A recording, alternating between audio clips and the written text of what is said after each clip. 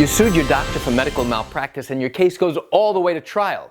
You want to know when the jury is out deliberating, deciding whether you are entitled to a verdict in your favor, whether you can listen in to the jury's deliberations.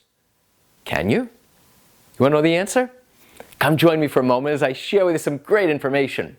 Hi, I'm Gerry Oginski. I'm a New York medical malpractice and personal injury attorney. And the answer is, no, you can't. Now, you would think that the answer should be yes, of course you can listen in. We have video cameras, we have audio, we can turn it on, and now we can listen to what the jury is saying. We can listen to the arguments that they're making. We can listen to what it is that they're thinking about, the evidence and the testimony in your case. And that would be phenomenal if we could do that. The reality is that we can't. You see, these jury deliberations are private. They are confidential. The judge doesn't know what goes on in the jury room behind closed doors. The court officer doesn't know what goes on behind those closed doors. The litigants, the parties who are bringing the lawsuit, the people who are injured, as well as the people who have been sued, we don't know. They don't know what's going on behind closed doors. The attorneys who are bringing the case and defending the case have no idea what's going on behind closed doors. That is considered sacred deliberations. The jury is supposed to collectively come together to decide whether or not, number one, you are more likely right than wrong that your doctor was careless. Number two, whether his carelessness was a cause of your injury. And number three, the extent of your injuries.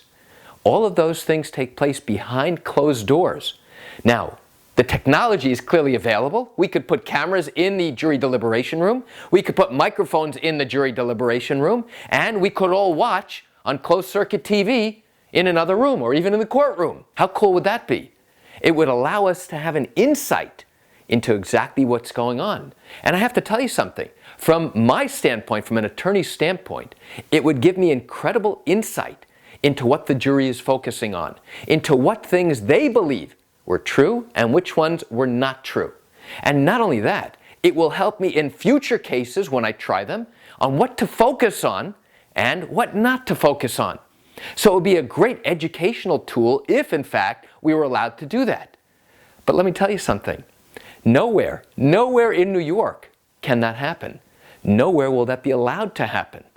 So not only do we not know what goes on behind those closed doors once the judge says to the jury, ladies and gentlemen, now you have all the evidence, you now know the law because I've given you the law in a lengthy discussion explaining what law you have to follow.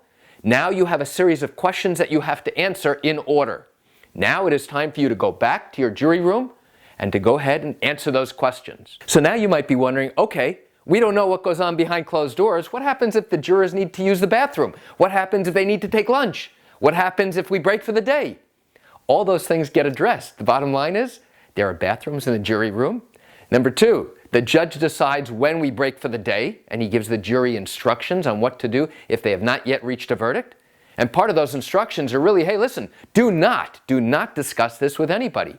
Don't discuss this with anybody in the court. Don't discuss this with anybody at home.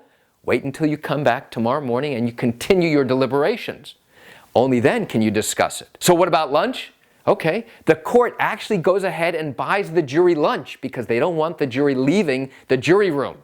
They want them to stay together collectively to reach a consensus. They only need 5 out of 6 jurors to answer each one of those questions. Because in New York, in these civil cases involving accident cases and medical malpractice and wrongful death cases, we only have 6 jurors who are really deciding these questions. And the answers to their questions form the basis of your verdict. So let's go back to the question that I raised at the beginning of this video. Can we listen? Can we watch what the jury is doing in the jury deliberations room? The answer is absolutely not. You know, I realize you're watching this video because you likely have questions or concerns about your own matter. Well, if you have not yet started a lawsuit and you're thinking about bringing one and you still have questions that need answers, what I invite you to do is pick up the phone and call me. I can answer your questions. You know, I answer questions like yours every single day and I'd love to talk to you. You can reach me at 516-487-8207 or by email at Gerry, Gerry, at Oginski-law.com. Well, that's it for today's video. I'm Gerry Oginski. Have a fantastic day.